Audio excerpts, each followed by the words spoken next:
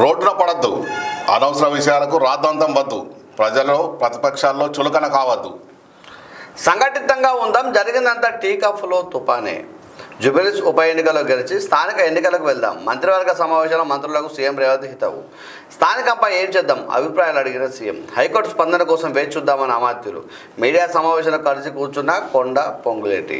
ఏదైతే ఉందో మా అమ్మాయి వ్యాఖ్యలకు క్షమాపణ చెప్తున్నా. ముఖ్యమంత్రి రేవంత్పై ఆవేశంలో మాట్లాడింది. మాదంతా ఒకే కుటుంబం, సర్దుకుపోయాం. మంత్రి సురేఖ గారు మాట్లాడుతూ ఏం చెప్పినారంటే జుబిలీస్ ఎన్నికల తర్వాతనే మేము స్థానికకి వెళ్తామని చెప్తా ఉన్నారు. మేము కూడా అదే చెప్తాం. ఎందుకంటే జుబిలీస్లో గెలిస్తే ఏంటంటే రాష్ట్రం మొత్తం ఆ వాతావరణం ఉంటుంది. ఒకవేళ ఓడిపోతే మాత్రం బీఆర్ఎస్ పార్టీ ఇప్పుడున్న సోషల్ మీడియా అది దాంతో ప్రభావం చేత, ఈ యొక్క హామీల ప్రభావం చేత కాంగ్రెస్ పార్టీ కొంతవరకు ఎదురు దెబ్బలు తినే అవకాశం కనబడుతుంది. వాస్తవం ఇది. కాబట్టి ఈ యొక్క జుబిలీస్ ఎన్నికలు అనేది ప్రభుత్వానికి అత్యంత కీలకమైన ఎన్నికలు ఇవి వాస్తవానికి. కానీ అక్కడ కొంతవరకు మెరుగైన పరిస్థితుల్లో కాంగ్రెస్ పార్టీ ఉంది. ఈ రోజు వరకు అయితే మెరుగైన పరిస్థితుల్లోనే అక్కడ జుబిలీస్లో ఉంది. ఎందుకంటే నవీన్ యాదవ్ ఇంతకుముందు 2-3 సార్లు ఓడిపోయినారు కాబట్టి సానుభూతి ఉంది. కాబట్టి అక్కడ కొంతవరకు కాంగ్రెస్ పార్టీ మెజార్టీ కనబడతా ఉన్నది. ఇక రాబోయే ఇంకొక టైం ఉంది కాబట్టి ఎటైనా జరగచ్చు. కాబట్టి ఇక తర్వాత మాట్లాడదాం. ఇప్పుడైతే పరిస్థితి బాగానే ఉంది.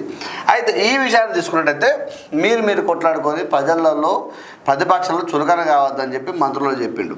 ఈ విషయంలో కూడా కొండా సురేఖ గారు మాట్లాడుతూ కూడా మాదంతా కూడా ఒకటే కుటుంబం, ఇక కుటుంబం అనక చిన్న చిన్న గొడవలు ఉన్నాయా, ఏమైనా ఉంటాయి కాబట్టి మేము అందరం కలిసిపోయినా కలిసికట్టుగా ఉంటాం, టీ కప్పులో తుఫాన్ లాంటిది మాదంతా కూడా అని చెప్పి వారు చెప్పడం జరిగింది.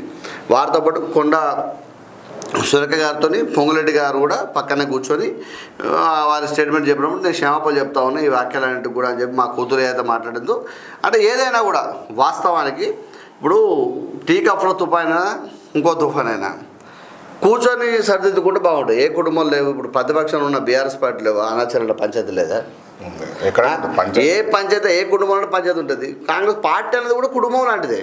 ఈ పంచాయతీలు ఉంటాయి ఉంటాయి కానీ కాకపోతే అధికారంలో ఉన్నాం కాబట్టి కొంతవరకు ప్రజలలో వ్యతిరేకత భావాలు పోతాయి. కాబట్టి కొంచెం జాగ్రత్తగా మాట్లాడాల్సిన అవసరం ఉంటుంది, చూసుకోవాల్సిన అవసరం ఉంటుంది. వాస్తవానికి కొండా సురేఖ గారికి కూడా ఈ యొక్క వివాదాలన్నీ కూడా చుట్టుముడుతూ ఉన్నాయి.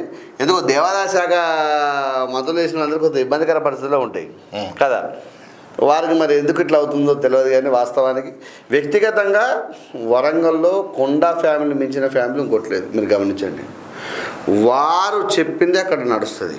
ఎందుకంటే ప్రజల్లో అంత అద్భుతంగా అంటే మాకు వీళ్ళు ఉన్నారు, మా నాయకుడు ఉన్నాడు,